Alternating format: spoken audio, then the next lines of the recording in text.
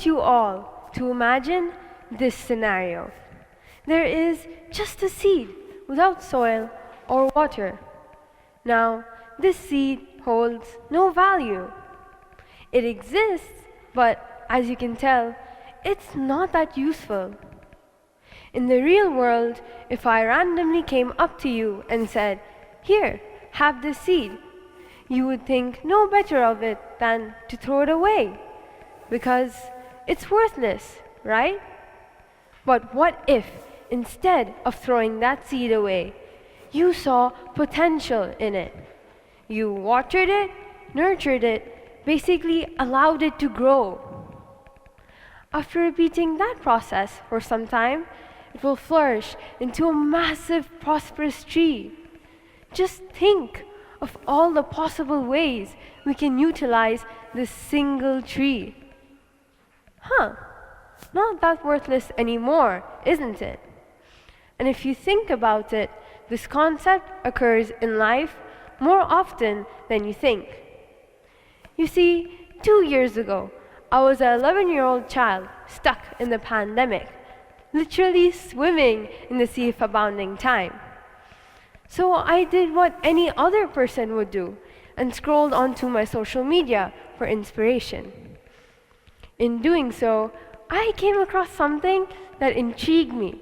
It was this captivating video of crochet bookmarks, crochet keychains, and crochet stuffed toys.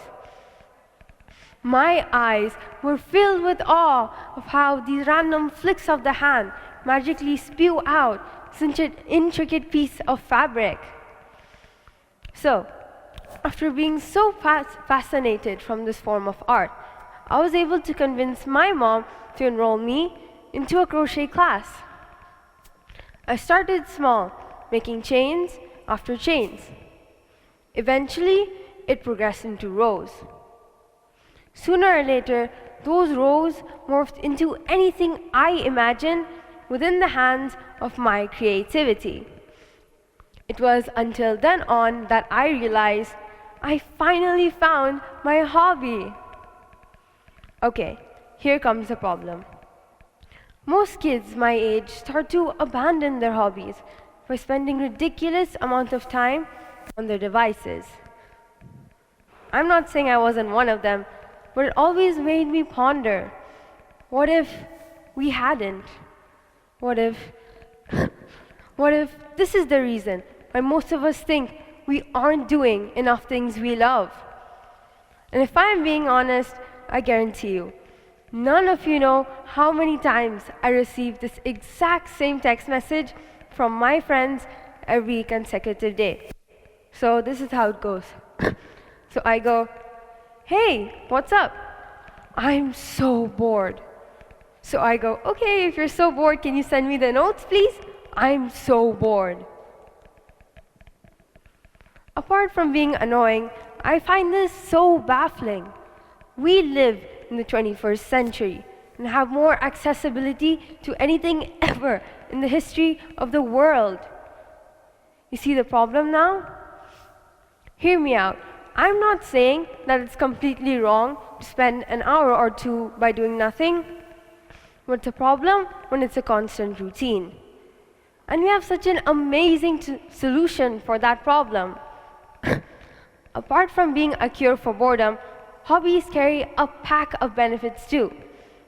In a recent survey conducted by the Australian Psychological Society, 4 in 5 participants found activities like just doing their hobbies highly effective in managing their stress. That's a staggering 2 million people.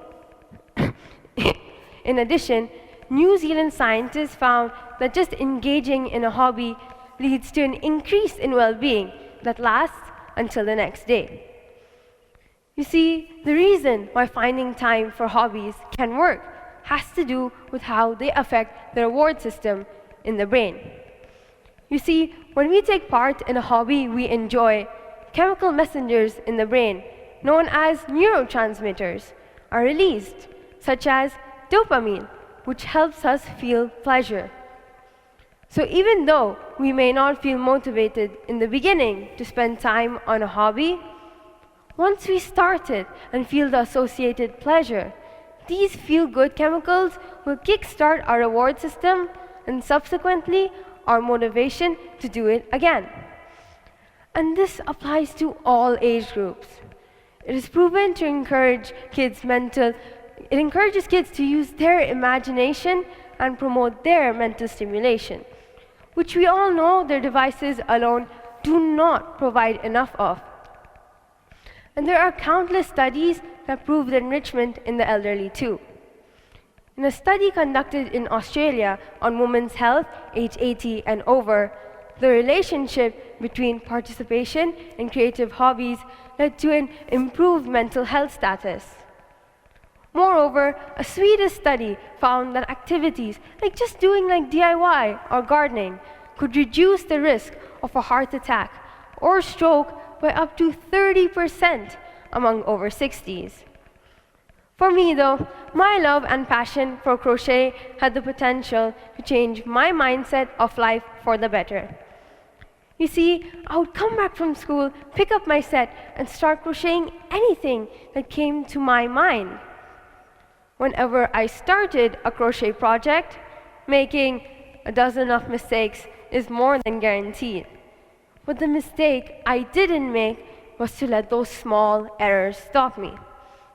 Every time I undid my project, while agitating indeed, tested my perseverance.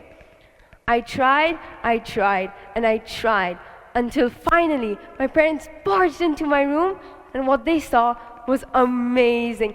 Intricate scarves, beautiful cardigans, and purses of all glorious colors. Right? They didn't find that. Just what seemed to be a misfigured blob that I was miraculously trying to turn into a cat. It seemed like I was opening my project more than I was making it. But since I enjoyed doing this, I anticipated to practice more and more until I finally made my first crochet product.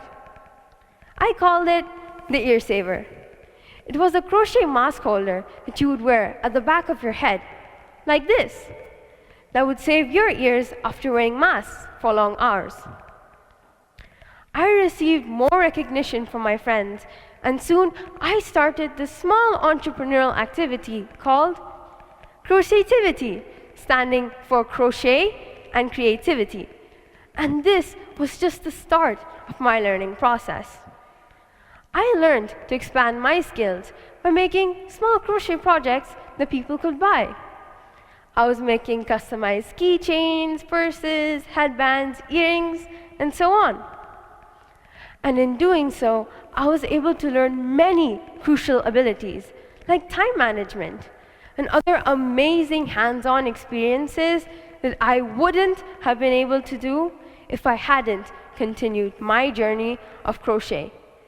And I am so thankful to my past self that chose this path, for I would have suffered a great loss if I hadn't.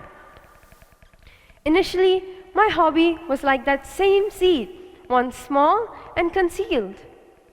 Eventually, it broke open its shell and reached for beyond the ground, which was all possible because of my positive mindset. If anyone has enthusiasm to do something, they tend to be more resilient when encountering their obstacles. Our perspective of setbacks changes, and we are more focused on the end goal. So once I exceeded myself with my positive mindset being my closest companion, that same seed sprouted into countless opportunities, expanding my knowledge to a bigger dimension. Following the same path, I learned so many valuable life skills like the art of entrepreneurship, maintaining persistence, and making friends along the way. My confidence grew, happiness thrived, and creativity emerged. And you know the best part about this seed? It can be anything that you like. That's right. It can range from dancing, blogging, reading, art, anything of your heart's desire. Just look at how this simple seed brought me from a child with nothing to do to a speaker on this very stage. If my hobby can open so many doors for me, then so can yours. We all have this creative seed within us, but it is our job to nurture it to its potential. So, how can we get started?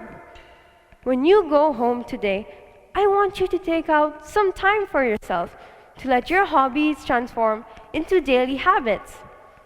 After all, hobbies are what will keep our creative juices flowing and will always remain as a way to express who you are.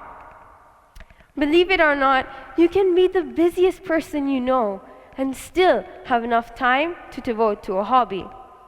Of course, some days are exceptions, but on others, a little bit of planning and prioritizing goes a long way.